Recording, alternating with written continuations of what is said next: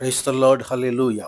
Zion வேதாகம ஆய்விற்கு அன்போடு கூட இயேசு கிறிஸ்துவின் நாமத்தில் உங்களை வரவேற்கிறேன். இந்த தினத்திலும் லேவியராகம புஸ்தகம் அதிகாரங்கள் 9 முதல் 12 அதிகாரங்களில் உள்ள வசனங்களை தியானிக்க சர்வ வல்லமையுள்ள தேவன் தாமே நமக்கு கிருபை பாராட்டுவாராக.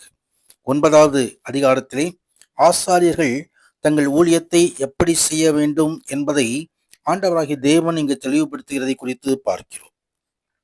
8ஆம் நாளிலே மோசே ஆரோனையும் அவன் குமாரரையும் இஸ்ரவேல் மூப்பரையும் அழைத்து ஆரோனை நோக்கி, நீ பாவ நிவாரண பலியாக பழுதற்ற ஒரு கன்றுக்குட்டியையும் சர்வாங்க தகன பலியாக பழுதற்ற ஒரு ஆட்டுக்குட்டியையும் தெரிந்து கொண்டு கர்த்தருடைய சந்நிதியில் பலியிட கடவாய் என்று சொல்லி ஆண்டவராகிய தேவன் இந்த பிரமாணத்தை தருகிறார். பாவ நிவாரணம் பெற மிருகங்களை பலியிடும் முறையை தேவனாய் கர்த்தர் ஒரு கட்டளையாக ஏற்படுத்தினார்.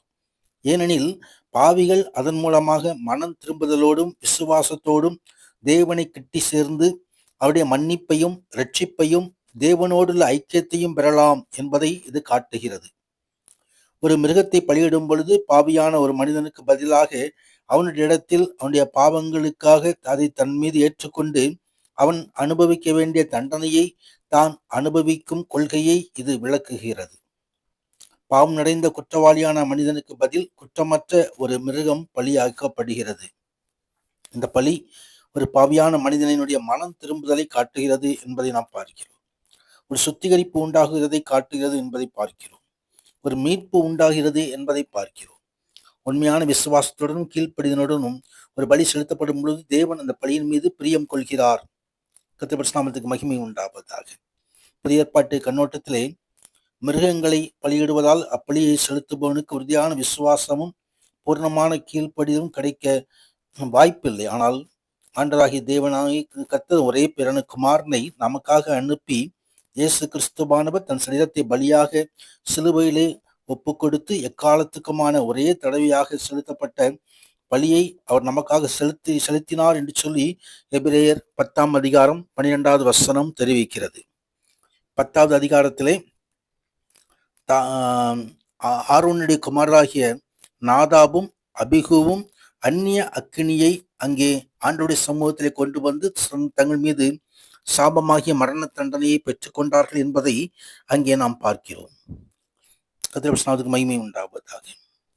கர்த்தர் தங்களுக்கு கட்டளையிடாத அந்நிய அக்கினியை அவர்கள் கொண்டு வந்தார்கள். கர்த்தர் எதை சொல்லவில்லையோ அதை நாம் செய்யக்கூடாது. கர்த்தர் சொல்லிய காரியங்களை நாம் கருத்துடனே அந்த வசனங்களை படி நடக்க நம்மை ஒப்பு கொடுக்க வேண்டும். மற்ற காரியங்கள் ஆண்டுடைய வசனத்திலே வேதாகமத்திலே சொல்லப்படாத காரியங்கள் அது சபையில செய்யப்பட்டாலும் அது நாம் அதுக்கு கீழ்ப்படியக்கூடாது. கர்த்தருடைய வசனத்துக்கு மாத்திரம் கர்த்தருக்குள்ளாக நாம் கீழ்ப்படிய வேண்டும் என்பதை இது காட்டுகிறது. அநேகர்கள் மனுஷருடைய கற்பனைகளை கொண்டு வரலாம், அல்லது பிரஜாதியாருடைய கற்பனைகளை கொண்டு வரலாம். ஆனால் தேவனுடைய பார்வைக்கு அது அருவருப்பானது. கர்த்தர் கொடுத்த வசனத்தின்படி, கர்த்தர் கொடுத்ததான கட்டளையின்படி நாம் நடக்கும்படியாக அழைக்கப்படுகிறோம். கர்த்தருக்கு மகிமை உண்டாவதாக. இங்கே அந்நிய அக்கினியை கொண்டு வந்து அவர்களை அக்கினி பட்சித்து போட்டது என்று சொல்லி நாம் பார்க்கிறோம். அதே வேளையிலே தேவாலயங்களில் திருப்பணி செய்கிறவர்கள் வேதம் சொல்கிறது, உன் குமாரரும் உன்னோடு கூட அவர்களும் சாகாதிருக்க வேண்டுமானால் ஆசரிப்பு கூடாரத்தில் பிரவேசிக்கிற பொழுது திராட்சை ரசத்தையும் மதுவையும் குடிக்க வேண்டாம் என்று சொல்லி வேதவசனம் சொல்கிறது. திராட்சை ரசம் என்பது இந்த இடத்துல போதையை கொண்டு வருவதான பொருள். கத்திரபட்சணத்துக்கு மகிமை உண்டாகும். திராட்சை ரசம் 2 வகைகளே காணப்படி. போதை உண்டாக்காத திராட்சை ரசம் உண்டு, போதையை உண்டாக்கும் திராட்சை ரசம் உண்டு. புளிப்புள்ள திராட்சை ரசம் போதையை உருவாக்கும் திராட்சை ரசம். போதை உருவாக்காத திராட்சை ரசம் திருமண விருந்திலே இதை பயன்படுத்துவார்கள். அதை ஆண்டவர் தம் நினைவாக செய்ய சொன்னார். ஆனால் போதையை உண்டு பண்ணுகிற திராட்சை ரசம் தடுக்கப்பட்டது. அது மதுவை தடுக்கப்பட்டது என்று எழுதப்பட்டிருக்கிறது. கர்த்தர் மகிமை உண்டாகும். தேவனுடைய திருப்பணியை செய்கிறவர்கள், ஆண்டுடைய ஊழியத்தை செய்கிறவர்கள் தங்களை பரிசுத்தமாக காத்து கொள்ள வேண்டும். அதை ஆண்டவராகிய தேவன் எதிர்பார்க்கிறார். நான் பரிசுத்தர், எனவே நீங்களும் பரிசுத்தராயிருங்கள் என்பதை ஆண்டவர் அங்கே தெளிவுபடுத்துகிறார். கர்த்தர் மகிமை உண்டாவதாக. தொடர்ந்து 11ஆம் அதிகாரத்திலே சுத்தமான உணவு எது, அசுத்தமான உணவு எது என்பதை ஆண்டவராகிய தேவன் பாகுபடுத்தி காட்டுகிறார். சுத்தமானவைகள், அசுத்தமானவைகள், சாப்பிட தகுந்தவைகள், சாப்பிட தகாதவைகள் என்பதை ஆண்டவராகிய தேவன் இங்கு பிரித்து காட்டுகிறார். புதிய ஏற்பாட்டு விசுவாசிகளாய் நாம் எவைகள் பரிசுத்தம், எவைகள் பரிசுத்தம் இல்லாதவைகள் என்பதை நாம் பகுத்து உணர கடமைப்பட்டிருக்கிறோம். ஆண்டவருடைய வசனத்தின்படி ஆண்டவர் தடுக்கிறதான காரியங்கள், ஆண்டவர் விரும்பாத காரியங்கள், ஆண்டவருக்கு அருவருப்பான காரியங்கள் ஆகியவற்றை விட்டு நாம் விலக வேண்டும் என்பதை இந்த காரியங்கள் நமக்கு சுட்டி காட்டுகிறது. கர்த்தர் மகிமை. பரிசுத்தமே முக்கியமான காரியமாய் வேதாகமும் நமக்கு காட்டுகிறது. பரிசுத்தம் இல்லாமல் ஒருவனும் தேவனை தரிசிப்பதில்லை. கர்த்தர் மகிமை உண்டாவதாக. தொடர்ந்து 12ஆவது அதிகாரத்திலே குழந்தை பேற்றுக்கு பின்பதாக எப்படி சுத்திகரிக்கப்பட வேண்டும் என்பதை இங்கே கொடுக்கதான 8 வசனங்கள் தெளிவுபடுத்துகிறதை குறித்து பார்க்கிறோம். கர்த்தர் மகிமை உண்டாவதாக.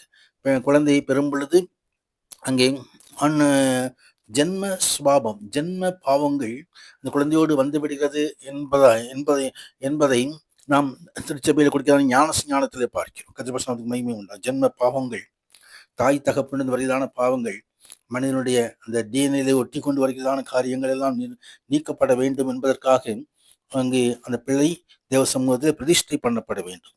கர்த்தருடைய மகிமை உண்டாகும்.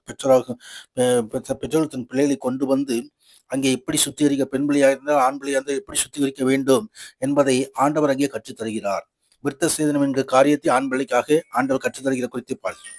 ஆண்டோடைய பிள்ளைகள் இதயத்திலே புதிய ஏற்பாட்டு விசுவாசி இதயத்திலே விருத்த சேதனம் உடையவர்களாக இருக்க வேண்டும் என்று சொல்லி வேதம் கற்றுத்தருகிறது. தேவ சமூகத்திலே பரிசுத்தராக இருக்கும்படி நம்ம ஒப்புக் கொடுப்போம். உன்னதரான தேவன் மகிமையான காரியங்கள் செய்தருள்வாராக. ஆமேன், ஆமேன்.